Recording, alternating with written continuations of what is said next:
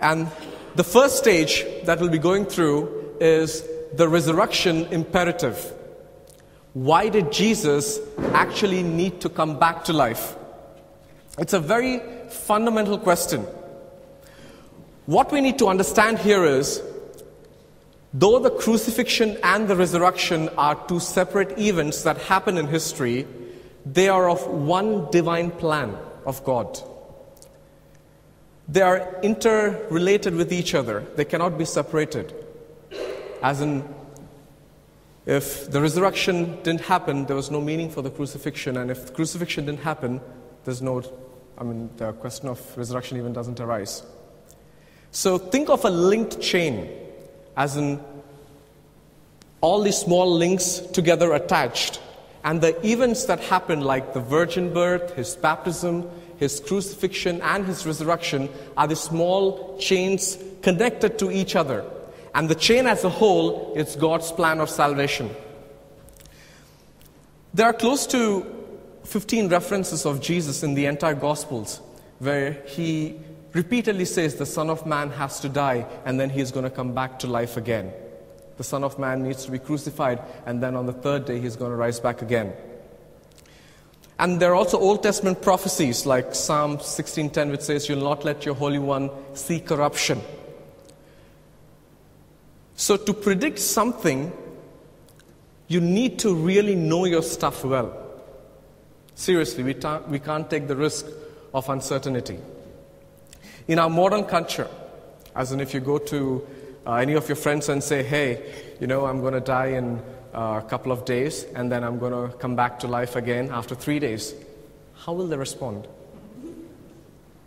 You'll be confined to an institution or a hospital till your mind becomes clear and sound again, isn't it?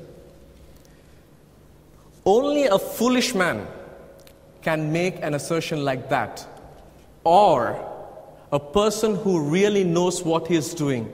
A person actually knows the purpose and the plan of God.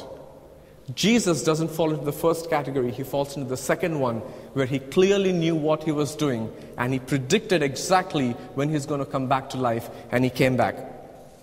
So firstly, we look at resurrection being a prophecy that has been fulfilled. Secondly, the resurrection is to affirm Christ's divinity. Paul in Romans chapter 1 verse 4 in the Living Bible translation says this: "Being raised from the dead, Christ was proved to be the mighty Son of God with the holy nature of God himself." That affirms the divine nature of Christ being one with the Father. And also Romans chapter 6 verse 9 says, it talks about his victory over death and death being defeated. Charles Wesley, in his famous Easter song, captures this like this: "Vain the stone, the watch, the seal. Christ has burst the gates of hell. Death in vain forbids him rise. Christ has opened the paradise. Lives again our glorious King. Where, O death, is now thy sting? Once he died our souls to save. Where, O your victory, O grave?" I like that phraseology. Death in vain forbids him rise. Death doesn't want to, but it has to, because the command is coming from the very person who is the author of life, and death has no other option than to surrender to him. Thirdly, Jesus had to rise for the justification of the sinner. Romans 4:25 says, "He was delivered over to death for our sins and was raised to life for our justification." If Jesus had died on the cross and not risen from the dead, how can we be sure that the sacrifice was accepted and we have been forgiven and stand justified in the sight of God?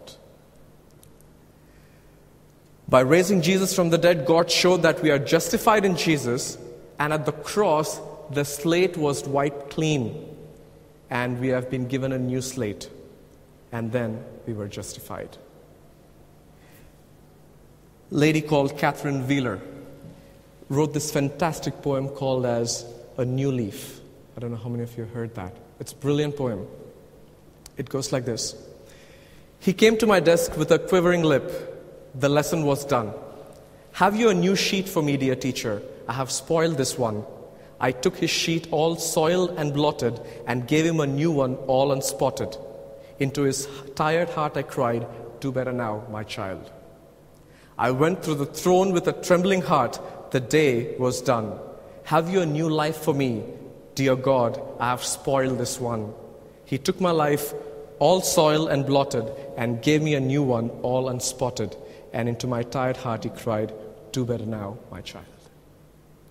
We stand justified because Christ has come back to life. The resurrection imperative. Why is it so important and had to take place? It was an event in God's whole plan of salvation. It was to affirm the divinity of Christ. And thirdly, it was for our justification in the sight of God.